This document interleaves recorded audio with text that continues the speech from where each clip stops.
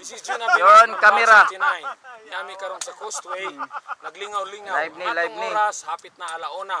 Wala pa ang mga girls, pero kung magpa-parlor pa sila, importante, nagkuyog-kuyog ta diri. Daghay clip nga among gikuha karon. Interview na mo tanan sila. Ilang istorya ang ilang gibati og message sa Batch 89. Akong message sa taga Europe. Sa kanang engineer man gani sa Europe. Tubaga. Alas Bitchadit. Sa taga USA. Merry Christmas and Happy New Year. Nasa Manila, magandang Pasko po at maligo tayo. Bahong taon? Message. Abi ninyo mga Batch 89. It's been 20 years na nag-graduate ta. Bitaw, no? There was a time nga nagbiya ko diri. Tarong na kameraman kay tinudan.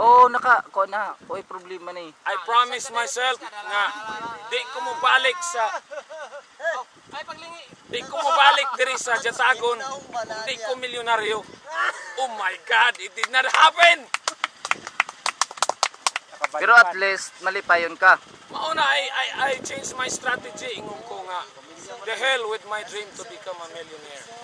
And the hell with my dream to become Banta, magkano to? Ano bitaw? So, ang importante, magkita ta sa atong mga batch. Correct. Kay ngano, pwede kita dili ta magdala og good news, dili ta magdala og garbo, pero pag nata dire maminaw ta sa good story sa atong mga batch. Correct. Ako, I don't care if my story is not the best. I like to hear the story, the best story from my batch 89. 2 hours? Unsa ba? 10 hours. Kapina, nangurog na ako kamot. Sunod. Ma'am Charo. Kukuyog mo diri kay kulang nga moamot. Si Tuti, kusog mo tagay. Nagkaukadukad na gani. Wala ko'y kwarta pang pamasahe ba? Kamu ba 89?